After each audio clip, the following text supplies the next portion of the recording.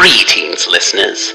We're back, once again, to talk to you about the Cthulhu mythos, its books, its monsters, its unfortunate human casualties, its timeline in general, and even its tangential bits, like the dreamlands, or things of a weird nature, or things that are Lovecraftian leaning, weird fiction, science fiction, horror, learn of terrible meetings in lonely places, of cyclopean ruins and vast staircases that lead down to abysses of nighted secrets, of complex angles that lead through invisible walls to other regions of space and time, and of hideous explorations in remote and forbidden places on other worlds and in different time-space continua.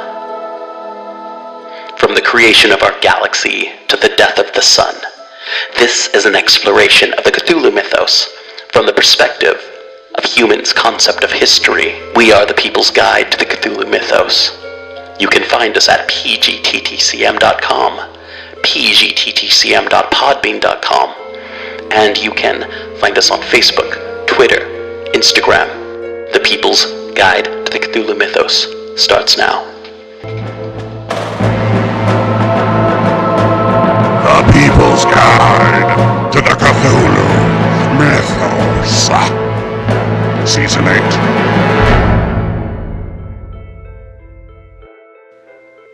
The Picture of Dorian Gray is a Gothic and philosophical novel by Oscar Wilde, first published complete in the July 1890 issue of Lippincott's monthly magazine. Later, it was turned into a published book form that was not censored in 1891. Enjoy The Picture of Dorian Gray by Oscar Wilde. This episode is brought to you by FoundAdamClothing.com and BunnySlippers.com.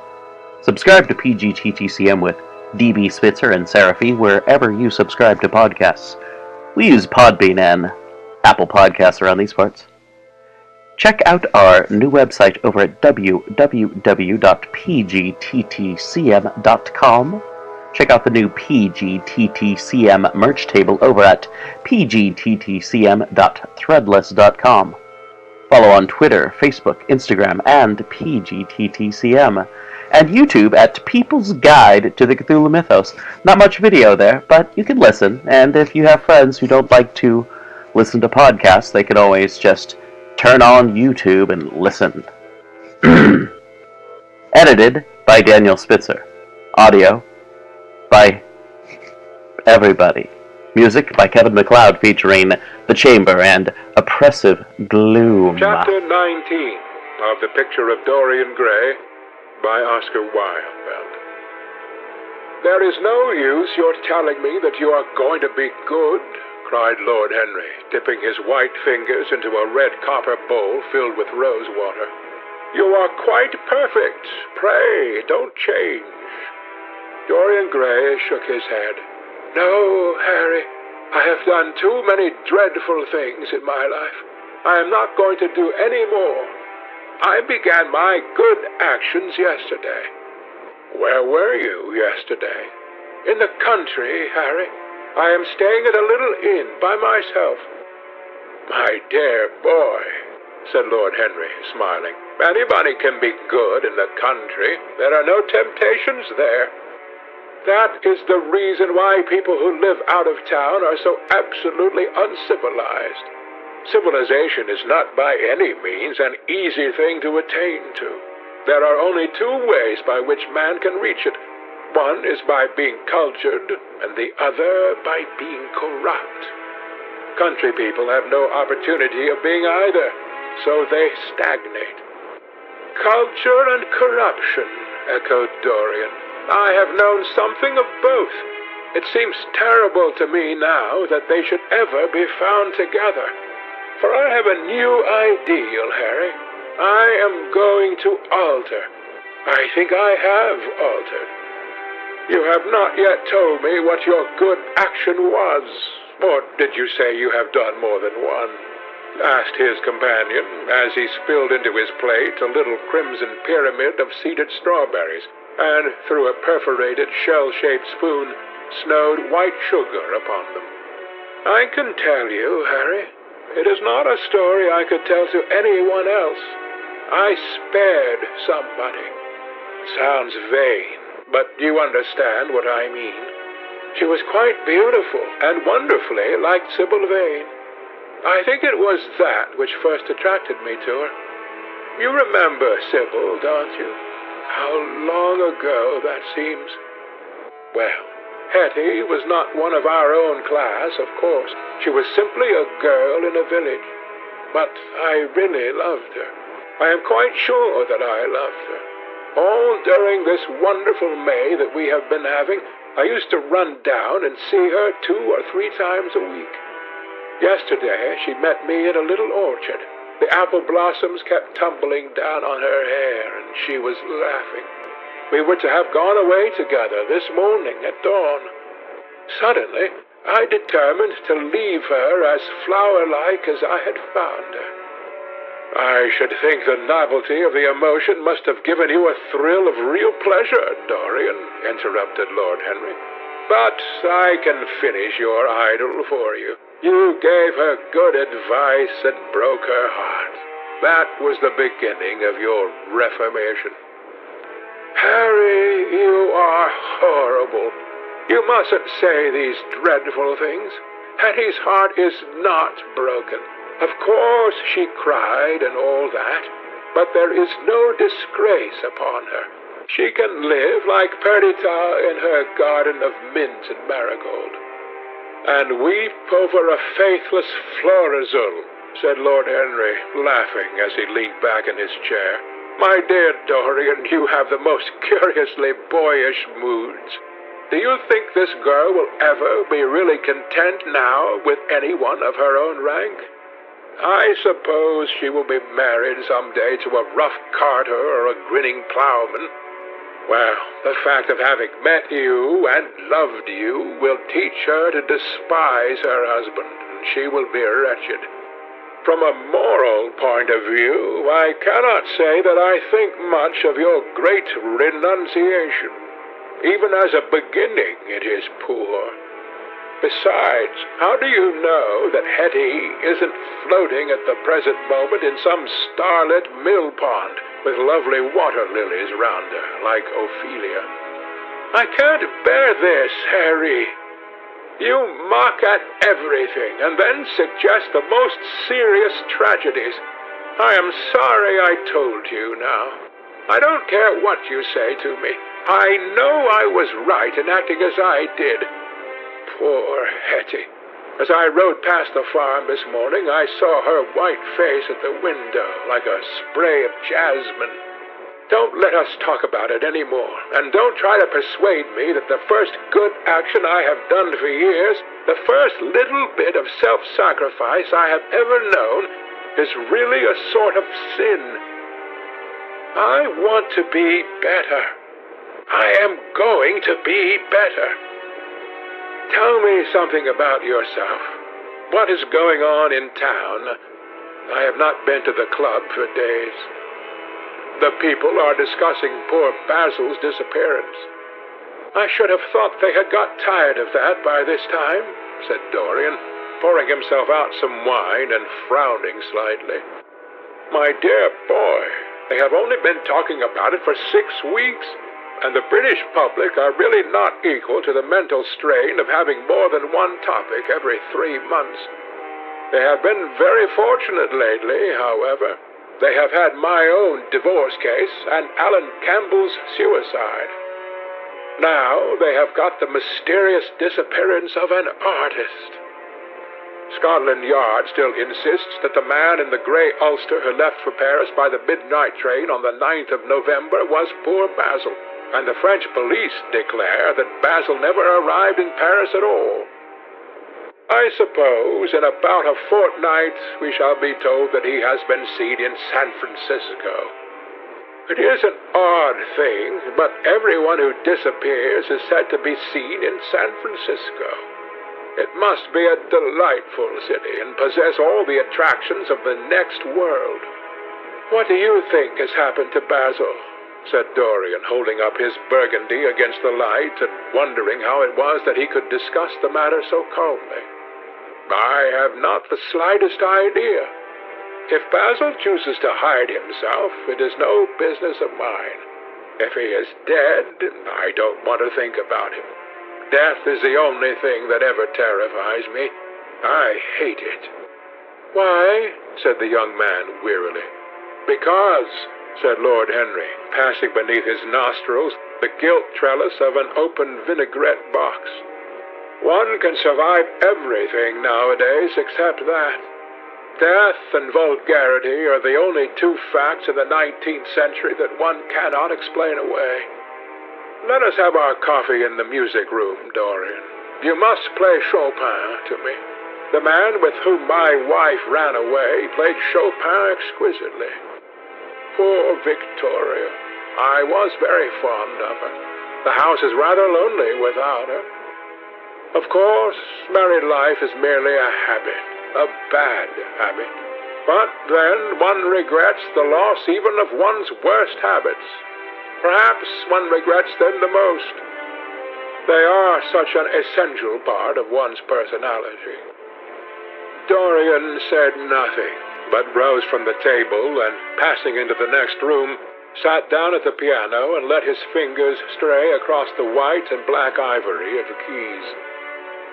After the coffee had been brought in, he stopped, and looking over at Lord Henry, said, Harry, did it ever occur to you that Basil was murdered? Lord Henry yawned. Basil was very popular, and always wore a Waterbury watch. Why should he have been murdered? He was not clever enough to have enemies. Of course, he had a wonderful genius for painting, but a man can paint like Velázquez and yet be as dull as possible. Basil was really rather dull. He only interested me once, and that was when he told me, years ago, that he had a wild adoration for you, and that you were the dominant motive of his art. I was very fond of Basil, said Dorian, with a note of sadness in his voice. But don't people say that he was murdered? Oh, some of the papers do. It does not seem to me to be at all probable. I know there are dreadful places in Paris, but Basil was not the sort of man to have gone to them. He had no curiosity. It was his chief defect. What would you say, Harry, if I told you that I had murdered Basil? Said the younger man.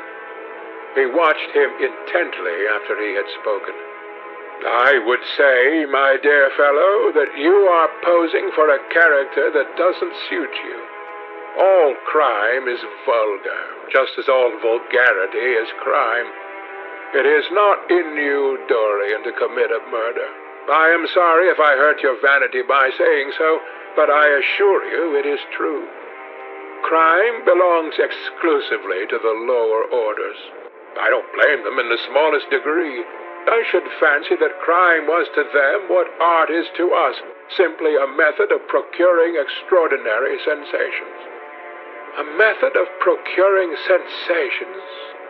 Do you think, then, that a man who has once committed a murder could possibly do the same crime again? Don't tell me that. Oh, anything becomes a pleasure if one does it too often, cried Lord Henry, laughing. That is one of the most important secrets of life. I should fancy, however, that murder is always a mistake. One should never do anything that one cannot talk about after dinner. But let us pass from poor Basil. I wish I could believe that he had come to some really romantic end, as you suggest, but I can't. I dare say he fell into the Seine off an omnibus, and that the conductor hushed up the scandal. Yes, I should fancy that was his end. I see him lying now on his back under those dull green waters, with the heavy barges floating over him and long weeds catching in his hair. Do you know, I don't think he would have done much more good work. During the last 10 years, his painting had gone off very much. Dorian heaved a sigh. and Lord Henry strolled across the room and began to stroke the head of a curious Java parrot, a large gray-plumaged bird with pink crest and tail that was balancing itself upon a bamboo perch. As his pointed fingers touched it, he dropped the white scarf of crinkled lids over black glass-like eyes and began to sway backwards and forwards. "Yes," he continued, turning round and taking his handkerchief out of his pocket. His painting had quite gone off. It seemed to me to have lost something. It had lost an ideal. When you and he ceased to be great friends, he ceased to be a great artist. What was it separated you? I suppose he bored you. If so, he never forgave you. It's a habit bores have. By the way, what has become of that wonderful portrait he did of you? I don't think I have ever seen it since he finished it. Oh, I remember your telling me years ago that you had sent it down to Selby and that it had got mislaid or stolen on the way. You never got it back? What a pity. It was really a masterpiece. I remember I wanted to buy it. I wish I had now. It belonged to Basil's best period. Since then, his work was that curious mixture of bad painting and good intentions that always entitles a man to be called a representative British artist. Did you advertise for it? You should. I forget, said Dorian. I suppose I did, but I never really liked it. I am sorry I sat for it.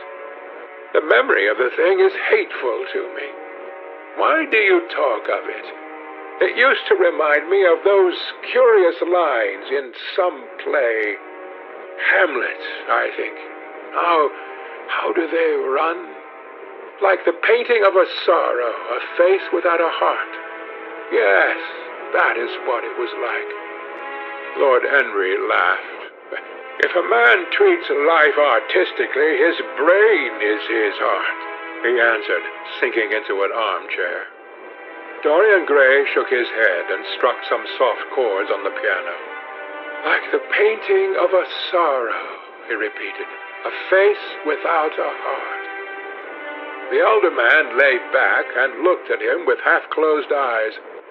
By the way, Dorian, he said after a pause, what does it profit a man if he gain the whole world and lose, how does the quotation run? His own soul. The music jarred, and Dorian Gray started and stared at his friend. Why do you ask me that, Harry? My dear fellow, said Lord Henry, elevating his eyebrows in surprise. I asked you because I thought you might be able to give me an answer. That is all. I was going through the park last Sunday, and close by the Marble Arch there stood a little crowd of shabby-looking people listening to some vulgar street preacher. As I passed by, I heard the man yelling out that question to his audience. It struck me as being rather dramatic. London is very rich in curious effects of that kind. A wet Sunday, an uncouth Christian in a mackintosh, a ring of sickly white faces under a broken roof of dripping umbrellas, and a wonderful phrase flung into the air by shrill, hysterical lips. It was really very good in its way, quite a suggestion. I thought of telling the prophets that art had a soul, but that man had not. I was afraid, however, he would not have understood me. Don't, Harry. The soul is a terrible reality. It can be bought and sold and bartered away. It can be poisoned or made perfect. There is a soul in each one of us. I know it. Do you feel quite sure of that, Dorian? Quite sure? Then it must be an illusion. The things one feels absolutely certain about are never true. That is the fatality of faith and the lesson of romance. How grave you are. Don't be so serious. What have you or I to do with the superstitions of our age? No, we have given up our belief in the soul. Play me something. Play me a nocturne, Dorian. And as you play, tell me in a low voice how you have kept your youth. You must have some secret. I am only 10 years older than you are, and I am wrinkled and worn and yellow. You are really wonderful, Dorian. You have never looked more charming than you do tonight. You remind me of the day I saw you first. You were rather cheeky, very shy, and absolutely extraordinary. You have changed, of course, but not in appearance. I wish you would tell me your secret. To get back my youth, I would do anything in the world, except take exercise, get up early, or be respectable. Youth. There is nothing like it. It's absurd to talk of the ignorance of youth. The only people to whose opinions I listen now with any respect are people much younger than myself. They seem in front of me. Life has revealed to them her latest wonder. As for the aged, I always contradict the aged.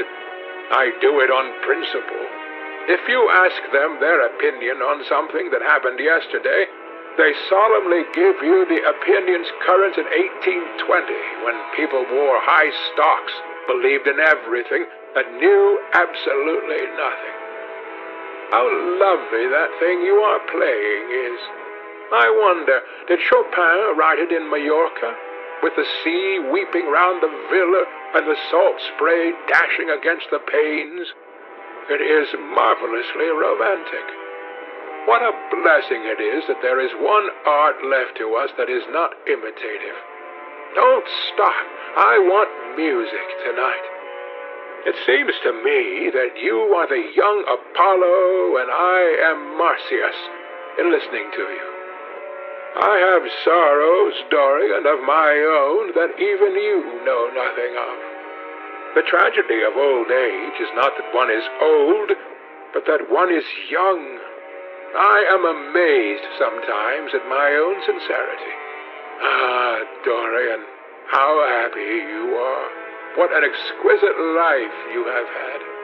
You have drunk deeply of everything. You have crushed the grapes against your palate. Nothing has been hidden from you. And it has all been to you no more than the sound of music. It has not marred you. You are still the same. I am not the same, Harry. Yes, you are the same. I wonder what the rest of your life will be. Don't spoil it by renunciations. At present, you are a perfect type. Don't make yourself incomplete. You are quite flawless now. You need not shake your head. You know you are. Besides, Dorian, don't deceive yourself. Life is not governed by will or intention. Life is a question of nerves and fibers and slowly built up cells in which thought hides itself and passion has its dreams.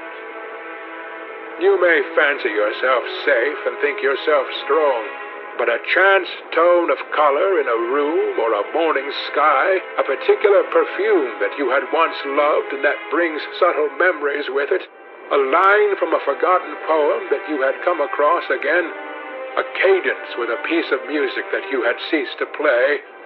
I tell you, Dorian, that it is on things like these that our lives depend.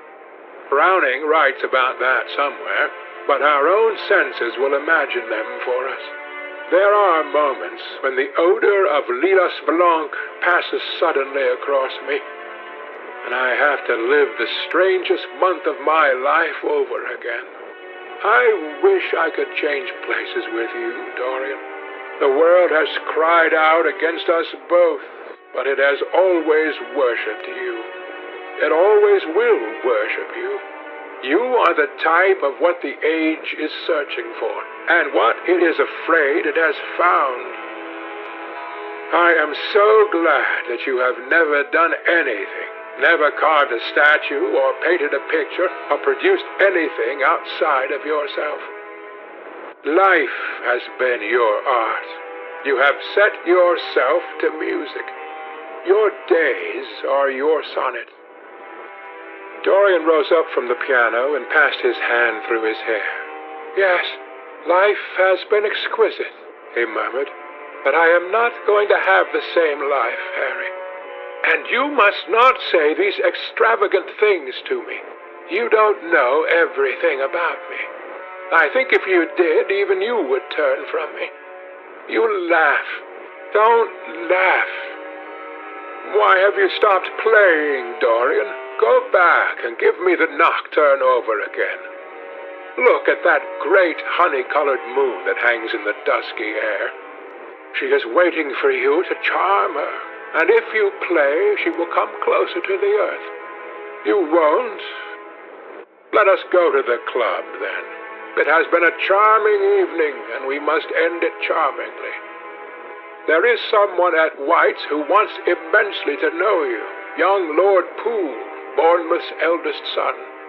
He has already copied your neckties and has begged me to introduce him to you. He is quite delightful and rather reminds me of you. I hope not, said Dorian with a sad look in his eyes. But I am tired tonight, Harry. I shan't go to the club. It is nearly 11, and I want to go to bed early. Do stay. You have never played so well as tonight. There is something in your touch that was wonderful. It had more expression than I had ever heard from it before. It is because I am going to be good, he answered, smiling. I am a little changed already. You cannot change to me, Dorian, said Lord Henry. You and I will always be friends. Yet you poisoned me with a book once. I should not forgive that, Harry. Promise me that you will never lend that book to anyone. It does harm. My dear boy, you are really beginning to moralize. You will soon be going about like the converted and the revivalist, warning people against all the sins of which you have grown tired. You are much too delightful to do that. Besides, it is no use. You and I are what we are, and will be what we will be. As for being poisoned by a book, there is no such thing as that. Art has no influence upon action.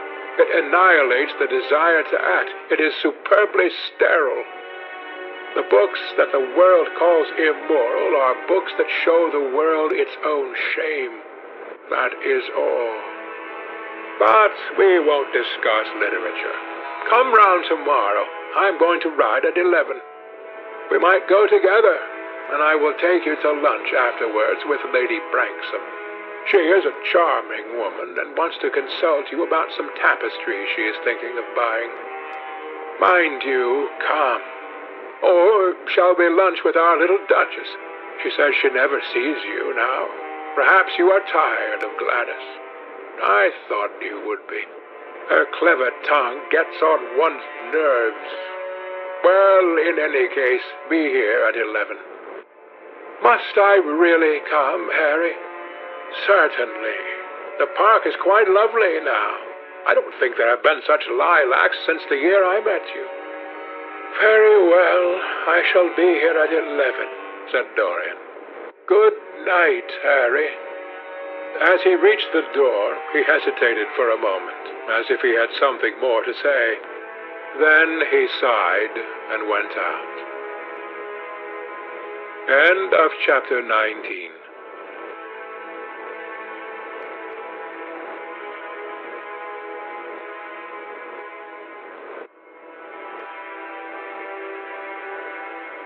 Chapter 20 of The Picture of Dorian Gray by Oscar Wilde.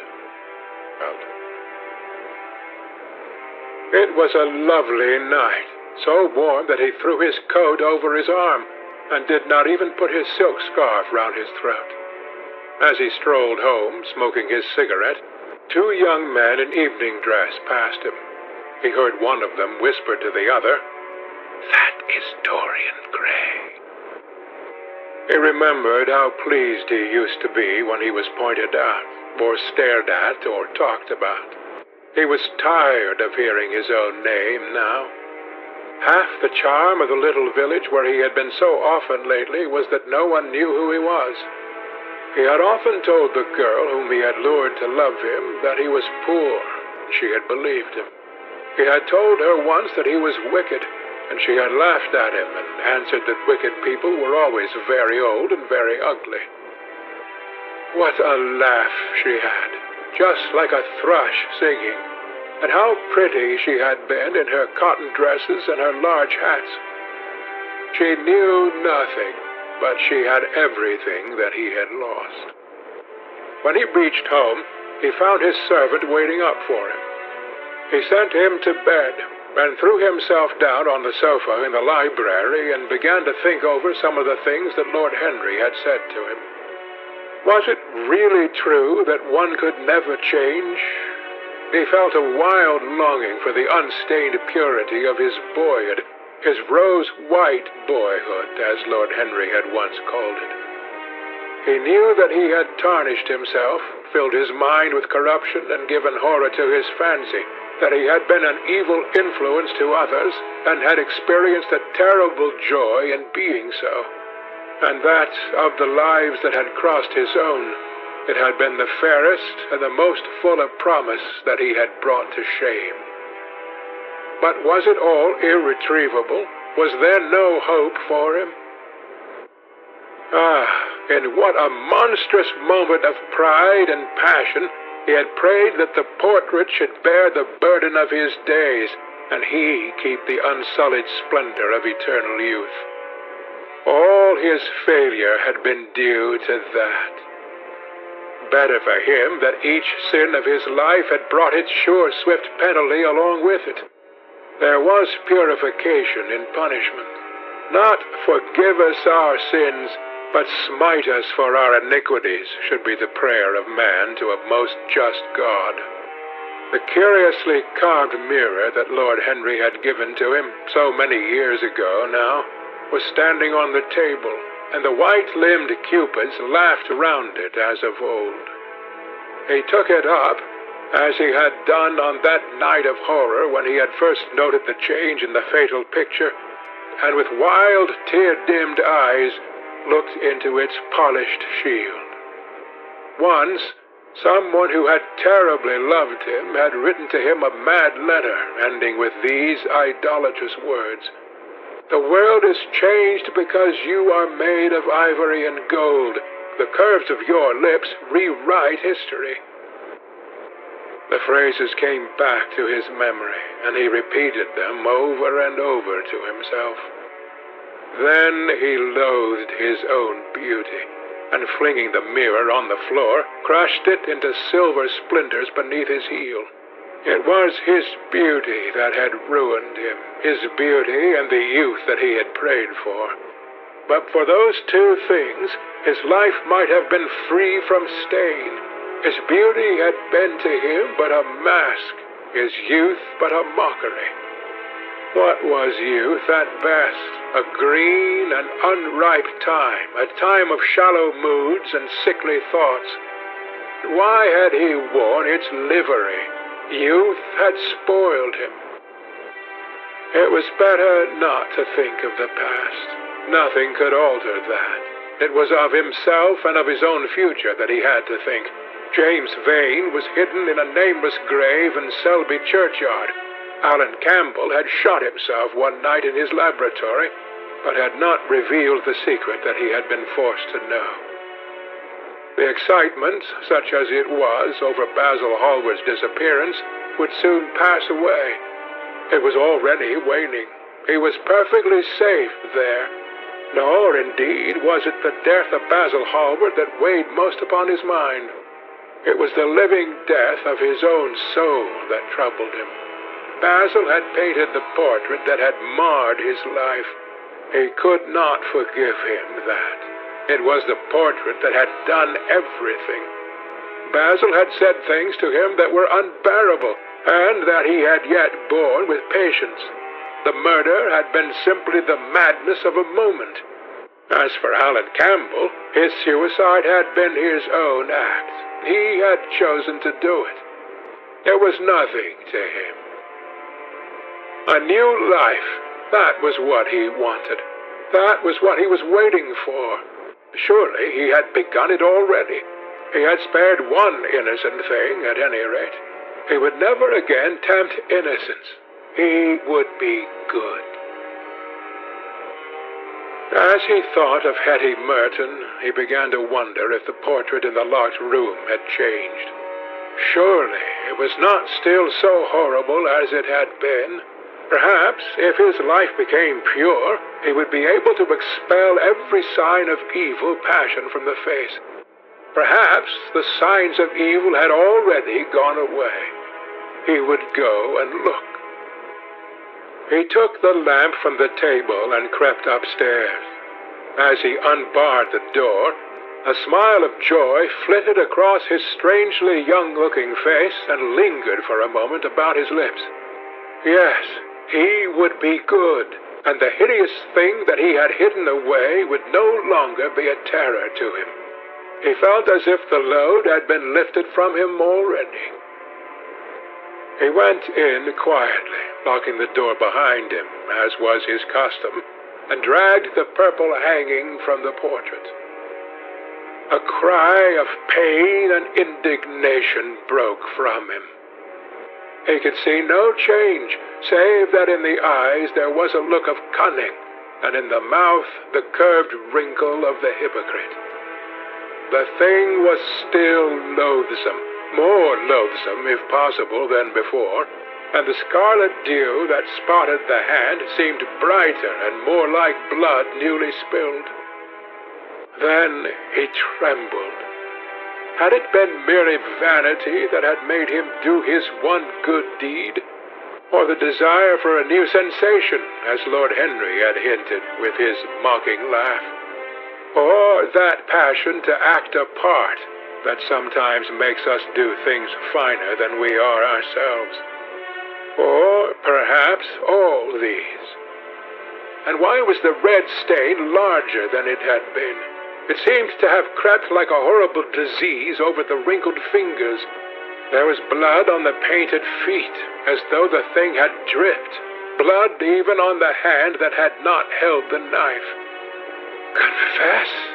Did it mean that he was to confess, to give himself up and be put to death? He laughed. He felt that the idea was monstrous. Besides, even if he did confess, who would believe him? There was no trace of the murdered man anywhere. Everything belonging to him had been destroyed. He himself had burned what had been below stairs. The world would simply say that he was mad. They would shut him up if he persisted in his story. Yet it was his duty to confess, to suffer public shame, and to make public atonement. There was a God who called upon men to tell their sins to earth as well as to heaven. Nothing that he could do would cleanse him till he had told his own sin. His sin? He shrugged his shoulders. The death of Basil Hallward seemed very little to him. He was thinking of Hetty Merton. For it was an unjust mirror, this mirror of his soul that he was looking at.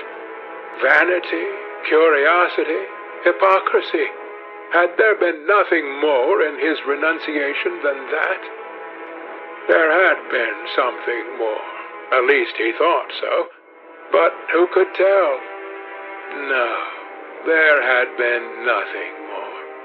Through vanity he had spared her. In hypocrisy he had worn the mask of goodness. For curiosity's sake, he had tried the denial of self. He recognized that now. But this murder, was it to dog him all his life? Was he always to be burdened by his past? Was he really to confess? Never. There was only one bit of evidence left against him. The picture itself. That was evidence. He would destroy it. Why had he kept it so long? Once it had given him pleasure to watch it changing and growing old. Of late, he had felt no such pleasure. It had kept him awake at night. When he had been away, he had been filled with terror lest other eyes should look upon it. It had brought melancholy across his passions. Its mere memory had marred many moments of joy. It had been like conscience to him. Yes, it had been conscience. He would destroy it. He looked round and saw the knife that had stabbed Basil Hallward. He had cleaned it many times till there was no stain left upon it. It was bright and glistened. As it had killed the painter, so it would kill the painter's work, and all that meant. It would kill the past, and when that was dead, he would be free. It would kill this monstrous soul life, and without its hideous warnings, he would be at peace. He seized the thing and stabbed the picture with it. There was a cry heard and a crash. The cry was so horrible in its agony that the frightened servants woke and crept out of their rooms. Two gentlemen who were passing in the square below stopped and looked up at the great house. They walked on till they met a policeman and brought him back. The man rang the bell several times, but there was no answer. Except for a light in one of the top windows, the house was all dark. After a time, he went away and stood in an adjoining portico and watched. "Whose house is that, Constable?" asked the elder of the two gentlemen. "Mr. Dorian Gray, sir," answered the policeman. They looked at each other as they walked away and sneered. One of them was Sir Henry Ashton's uncle. Inside, in the servants' part of the house, the half-clad domestics were talking in low whispers to each other. Old Mrs. Leaf was crying and wringing her hands. Frances was as pale as death. After about a quarter of an hour, he got the coachman and one of the footmen and crept upstairs. They knocked, but there was no reply. They called out. Everything was still. Finally, after vainly trying to force the door, they got on the roof and dropped down onto the balcony.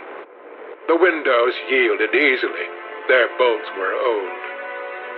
When they entered, they found hanging upon the wall a splendid portrait of their master as they had last seen him, in all the wonder of his exquisite youth and beauty. Lying on the floor was a dead man in evening dress with a knife in his heart. He was withered, wrinkled, and loathsome of visage. It was not till they had examined the rings that they recognized who it was. That was The Picture of Dorian Gray by Oscar Wilde. Thank you so much for listening for the last 16 episodes of readings. And thank you for rating and subscribing and being awesome and joining us on Facebook or Twitter or wherever you know us from. Remember, we have a YouTube page called People's Guide to the Cthulhu Mythos. So if you want to show us off to someone but don't want to stick earbuds in their ear or, play it in the car while you're going somewhere, there's another option. Thank you so much. People's Guide to the Cthulhu Mythos wouldn't be here without you. Have a great November, a great Thanksgiving, holidays. I mean, if you're American, Thanksgiving. Canada, that was back in October. I don't know if anywhere else has Thanksgiving, but I don't know. I don't know if anywhere else had. Yeah. Anyway. See you next time.